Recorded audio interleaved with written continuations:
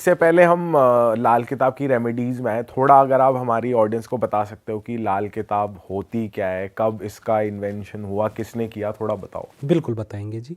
देखो, सबसे पहले ना किसी भी चीज़ को शुरू करने से पहले हम भगवान का नाम ज़रूर लेते हैं।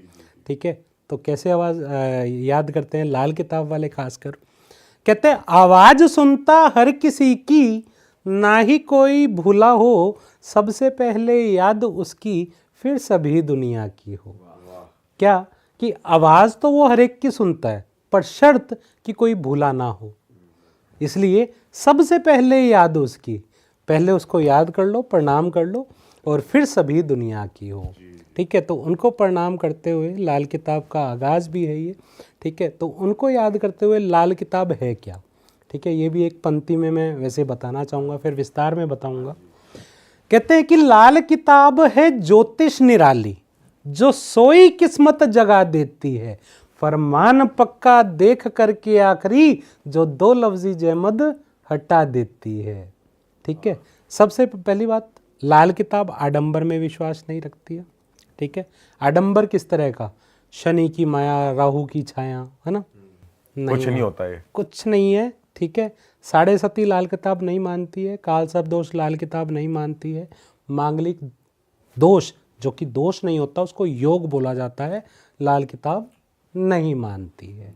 ठीक है, अब लाल किताब काम कैसे करती है, ग्रहों की आशियां ग्रहों को देकर के लाल किताब काम करती है।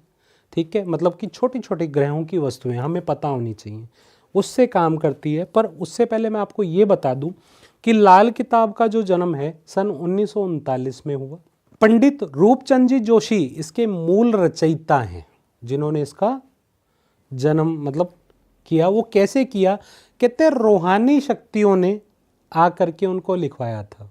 रूहानी क्या होता है सर? रूहानी मतलब कि अगर आप समझें रूहानी को, रूहान क्या है, मतलब जिस तरह से ये रूहानी शक्तियां हैं, एक ओरा, पॉजिटिव ओरा, नेचर कह लें कि नेचर, मतलब उन्होंने नेचर नहीं लिखवाया, और उनको यूनिवर्सल एनर्जी, यूनिवर्सल एनर्जी हो गई, बेसिकली वही मैं बोलना चाहूँगा।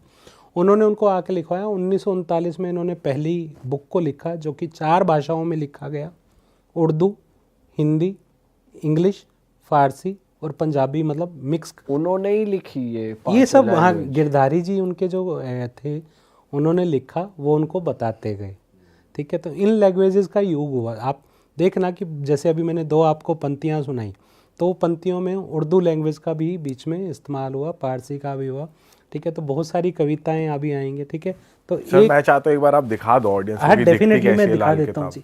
जी। ये लाल किताब इस तरह से होती है। ठीक है, ये अभी एक ही भाग है, इसके 2 भाग हैं 1952, जिसको हम बोलते हैं ग्रंथ।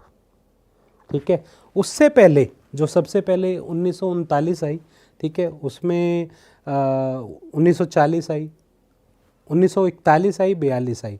41 और 42, 40 और 41 को अरमान और फरमान कहा गया। ठीक है, 1952 को ग्रंथ कहा गया। तो जिस तरह से मतलब सभी धर्म हैं, हिंदू, मुस्लिम, सिख, ईसाई, इन चारों धर्मों में एक अलग अलग ग्रंथ है। जैसे कि हिंदू में गीता, ठीक है, सिखिज़म में ग्रंथ साहिब, ठीक है, मुस्लिम में कुरान, राइट, और क्रिश्चियंस में बाइबल। ठीक है, चारों में ये किताबें हैं, चारों अपने अपने ग्रंथ पे चलते हैं।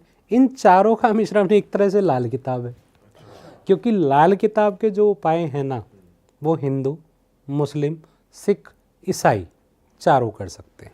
अच्छा, ठीक है, क्योंकि किसी के धर्म को छेड़े बिना लाल किताब उपाय कराती है, और सटीकता से उपाय कराती है। आप देखना, बहुत सारी एस्ट्रोलॉजी हैं, बहुत सारी टर्म्स हैं, जैसे कि वैदिक है, भृगु है, ठीक है, आपका केपी है, राइट, बहुत सारी एस्ट्रोलॉजी टर्म्स हैं। पर लाल किताब जो है ना, सबका एक मिश्रण है। वास्तु मकान कुंडली से देखा जाता है इसमें। ठीक है, मकान कुंडली हम देखते हैं। ठीक है, और साथ में अगर मैं बात करूं, इसमें पूरी की पूरी ज़िंदगी की, कहते हैं ना, बंद मुट्ठी से खुले हाथ तक का।